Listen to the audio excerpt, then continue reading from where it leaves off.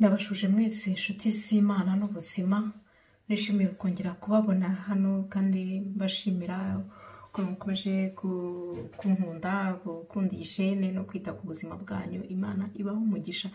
Uyu munsi rero nashatse kubabwira ikintu cyihutirwa gihangayikishije, nubwo umutima wabwira guti si ibi bintu urabivuga ute, urabihera hehe, ariko rero biravugwa kandi birakorwa, kandi hari ikintu cyerekana ko ibyo bintu bigomba kwitabwaho kandi hari cyahinduka umuntu agize icyo ahinduka ku mibereho. Si kenshi cyane uzumva umuntu n'abaganga ubwabo bakubwira yuko nuhindura imibereho ibibazo runaka bizakuvaho, ntabwo ari kenshi cyane ubyumva. Nanjye byabanje kuntungura mu gihe natangiraga akazi. Bwa mbere nari ntangiye akazi nibwo uwo twakoranaga wari umaze imyaka myinshi, amaze imyaka 24 mu kazi. Ngiye kumva numva mu nama aravuze ati ariko rero uriya muntu rwose ntago azabaho ibintu arya, mbona atazabaho rwose, nta minsi azabaho. Nyuma nsubiye mu mafishe ye ngiye kureba ibyari byanditse mu mafishe nsanga ntabwo ikibazo cyatumye asaba ubufasha mu kazi kacu ntago ari uburwayi bundi busanzwe, ni depression kubera ko yari yatandukanye n'umugore we. Nicyo kintu cyari cyatumye asaba ubufasha, ariko aravuga ati kubera ibintu arya uriya muntu ntago azabaho. Ntago hashize iminsi rwose, mu mezi makeya cyane nibwo baduhamagaye batubwira bati nta minsi asigaje, ndetse kanseri basanze yaramurenze mu maraso. Abashoboye mujye kumusezera kuwa gatanu, mugende mu musezere. Uyu munsi rero nifuje nanone kuvuga nanone nkurikije nanjye ubumenyi maze kugira muri ibyo bibazo byo kwita ku barwayi no kubaherekeza no kumenya ibyo bafata n'ibyo babandikira n'ibyo byose kubakurikirana. Mbameze nk'umumama wabo n'abana banjye, mbitaho nk'uko umuntu yita ku mwana we. Abenshi baba banakuze cyane, baba bikeneye, baba bamaze kugera mu gihe cy'ubwana. Nasanze rero hari ikintu umuntu yakora kugira ngo ibyo bibazo bigabanuke. Akenshi abantu batekereza ko yego hari abantu benshi baba bafite intuza mu muryango by'uko bakarwara kanseri, ariko mwibuke ko ni pourcentage nkeya y'uko bishobora kuba biri mu maraso yanyu. Ibindi byose ni iterambere, n'ukundi bisanzwe n'ibingibi byose turi kubona biri gutera nyine n'amatiroyide n'ibiki byose byamaze gufata intera ikomeye cyane.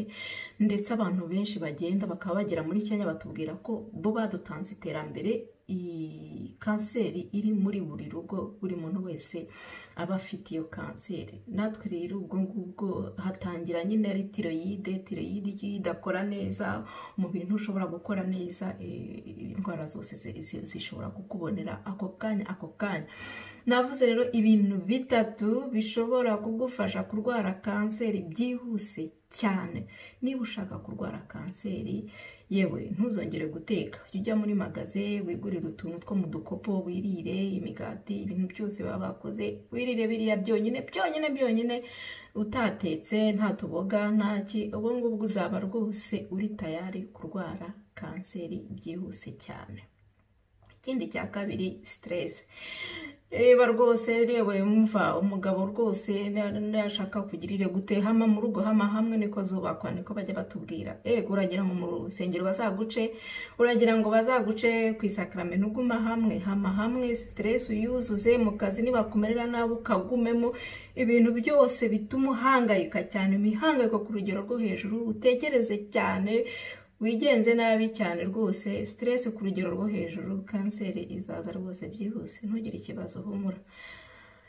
Ikindi kintu cya gatatu kidutera kanseri, abagore mumbabarire cyane, ibintu twisiga, ibintu turafitwe, mbese kanseri iradufite muri yose. Hari ibyo twisiga, hari ibyo tugira gute, noneho ukagerekaho n'uburyo bwo kuringaniza imbyaro, nabyo biri mu buryo budutera kanseri. Nta mukiriya nagereza amaze kose kuki utarwara kanseri, arambwira ati rero umva nkubwire, jewe ntago nigeze mfata ibinini byo kuringaniza imbyaro, nabyaye umwana umwe bita bihagarara, ntago naringanije imbyaro. Ugakomeza ni byinshi cyane, ariko umuti urahari kandi tuwufite kuri 80% mu byibuke. Hari umuti wa mbere ngiye kubaha kugira ngo ibyo bibazo byirinde. Icya mbere ni ugufata umutobe w'imboga. Iyo mvuze imboga mbavuze beterave, mbavuze karoti, mbavuze ibyitwa amashu, bisa n'amashu byose umuntu abikorera umutobe. Nagiye mbyerekana mu mavideo yagiye ashira, nzakomeza kubibakorera amavideo. Imboga z'icyatsi ukazihata, ukaziteka, imboga ukazisanzuramo, aho ngaho ibibazo bizaba bikeye. Uti gute se kuki imbere abantu batarwaraga kanseri? Kera imboga zari zitaratuburwa, ni ukuvuga ko zagiye zituburwa zatakaje 80% by'intungamubiri byabaga mu mboga, bikaturinda indwara. Ni ukuvuga rero ngo indwara zizajya zitubonera aho batangiye gutubura, niho uzabona ko indwara zizaba nyinshi zikarenza urugero.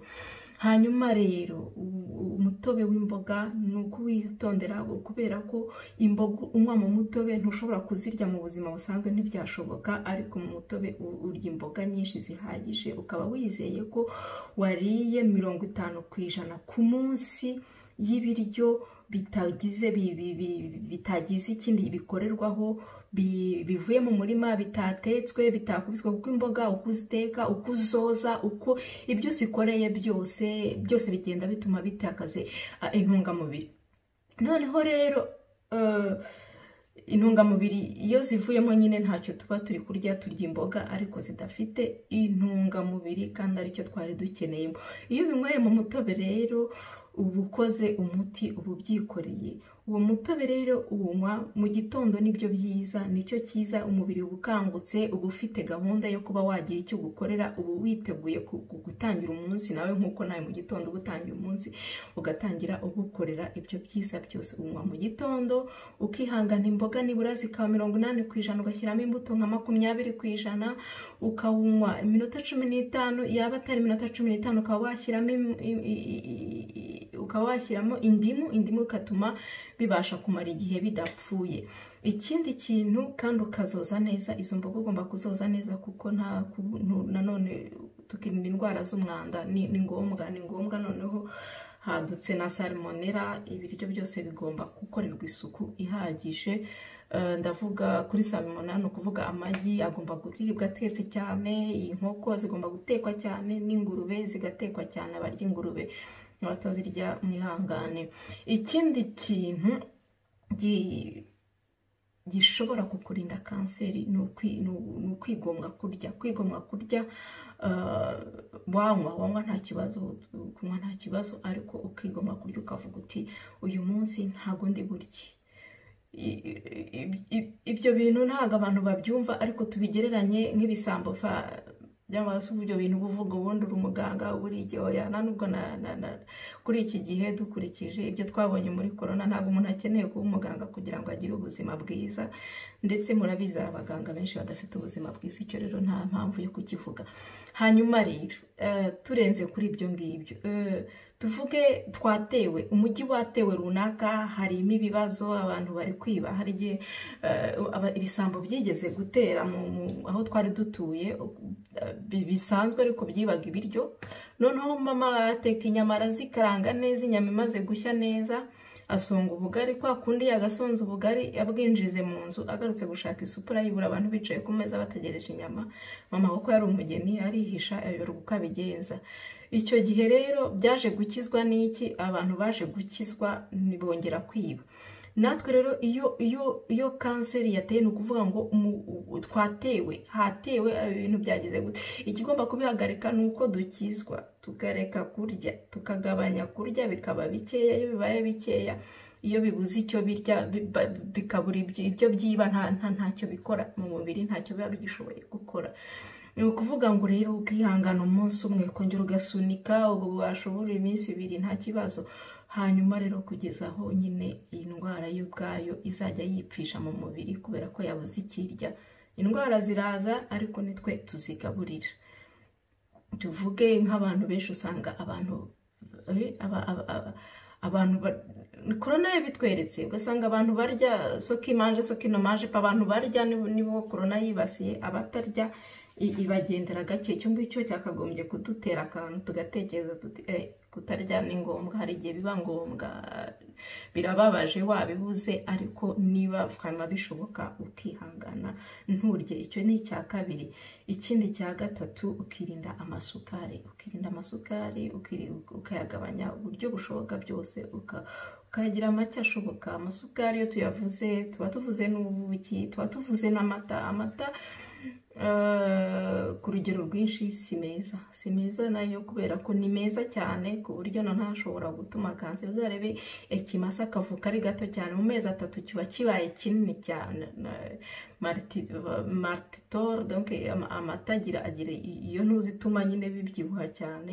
Iyo kibuze rero, iyo bibibuze ntago kanseri ikura. No kuvuga ngo rero urihangana muri icyo gihe, ukaba washaka ibindi bintu byo kurya, ibyayi ukabigira byinshi, imboga ukazigira nyinshi cyane, amabrokoli, indimu, ibiryo byose bisa icyatsi cyane cyane ukabyibandaho, kandi ukabiteka ku buryo butabyica cyane, ukabiteka iminota mike ishoboka, igihe bibasha kuribwa ukumva bimirika, ukaba ari kunguko ubirya.